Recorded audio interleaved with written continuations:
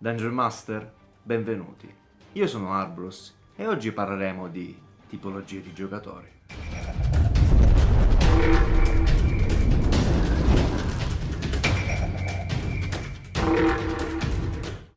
Sappiamo che il compito del DM è quello di creare il proprio mondo o di prenderne uno in prestito, di gestirne i toni, gli eventi, le storie, i personaggi non giocanti e così via. In questo modo un buon Dungeon Master riuscirà sicuramente a soddisfare le aspettative e a coinvolgere il suo gruppo. Ma se prima di presentare loro il mondo di gioco e le sue storie influenzassimo sia la sua creazione che effettivamente il modo in cui conduciamo le sessioni, con le preferenze e gli stili di gioco dei nostri player?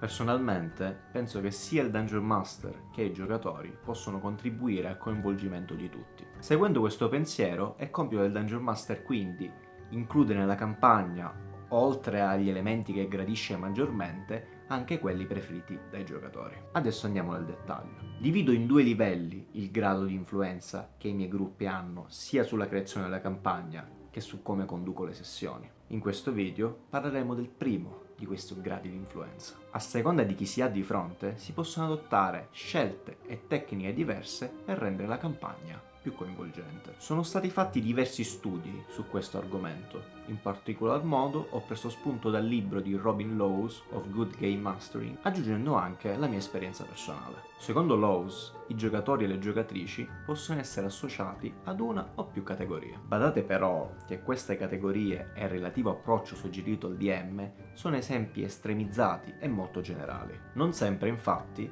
le descrizioni e i consigli faranno il caso vostro. È sempre un male catalogare le persone. Infatti il mio obiettivo è quello di aiutarvi a riconoscere gli atteggiamenti più comuni e a darvi idee e soluzioni per eventuali problemi, non a mettere targhette sui vostri amici. Per questo motivo ci sarà sicuramente molto lavoro di adattamento e di analisi da fare da parte vostra. Bene, iniziamo con spaccaculi, la tipologia di player che vuole sedersi a tavola, giocare con gli amici, andare a ammazzare qualche orco o creatura selvaggia, o addirittura persone, a seconda dei casi. Molti di loro non disdegnano però le situazioni di dialogo, ma tendono ad annoiarsi dopo troppo tempo senza azione. Sicuramente avere un combattimento ogni sessione, anche non troppo lungo, può aiutare, ma molto spesso ci sono parti di storia dove un combattimento sarebbe fuori luogo, magari parti incentrate più sul dialogo, sull'investigazione, e la spaccaculi potrebbe annoiarsi facilmente e agire a discapito del gruppo. È compito del DM gestire queste situazioni,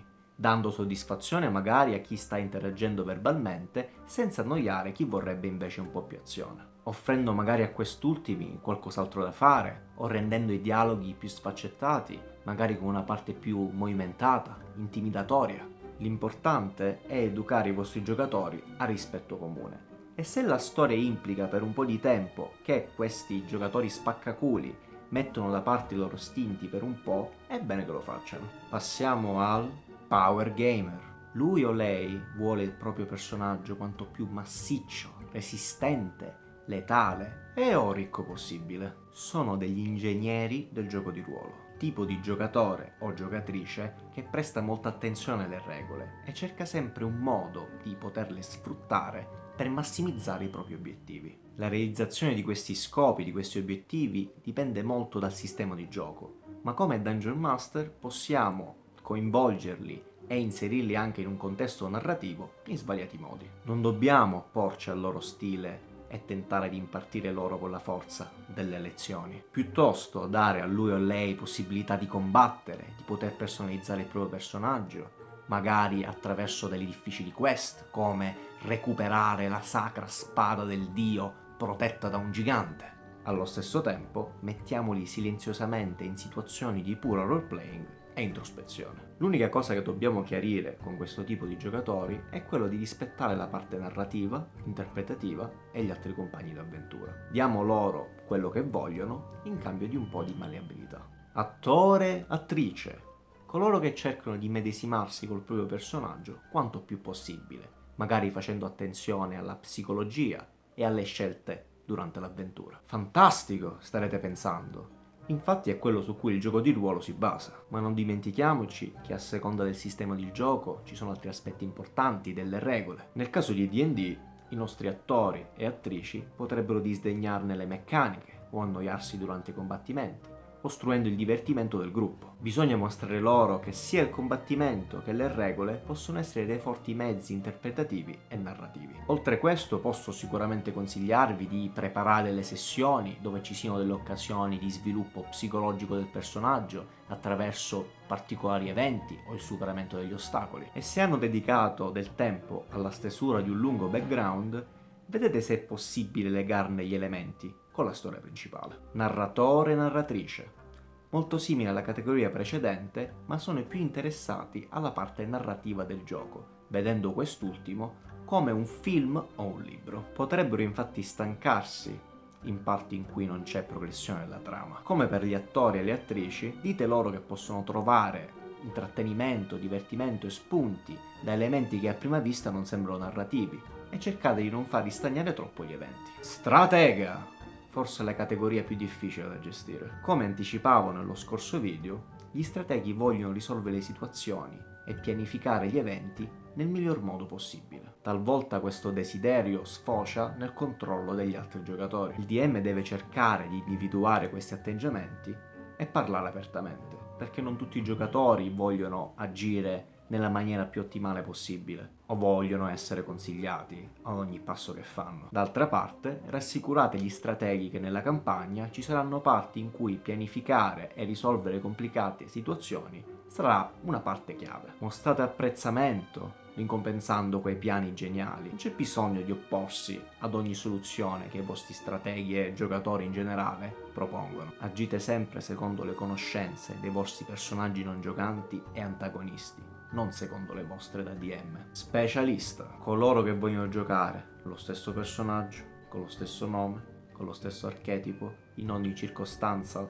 e ambientazione, a costo di risultare anche fuori contesto narrativo. Un Jedi in un mondo medievale, per farvi un esempio. L'unico modo per gestire questa categoria è quella di mostrare loro che la loro idea dietro il loro personaggio può e deve essere adattata ai toni e all'ambientazione di gioco. Nel caso dei Jedi, li potreste adattare in un contesto di D&D, quindi medievale, in un ordine di paladini oppure in un gruppo di monaci. E infine, casual player. Una persona che gioca di ruolo solo per accodarsi al suo gruppo, per rilassarsi o per provare qualcosa di nuovo. A prima vista sembrerebbe un giocatore disinteressato e che non si diverte, ma questo potrebbe essere sintomo semplicemente di inesperienza o timidezza. Non bisogna tentare con la forza di spingere all'interazione questi giocatori. Sarà il tempo e la pratica da sé a formarli qualora il gioco di ruolo li appassioni. Vostro compito invece come Dungeon Master è quello di punzecchiarli piano piano e di evitare comportamenti negativi, come la smania di voler testare e toccare ogni cosa per vedere che succede, senza curarsi delle conseguenze, oppure un forte disinteresse e distrazione durante le sessioni,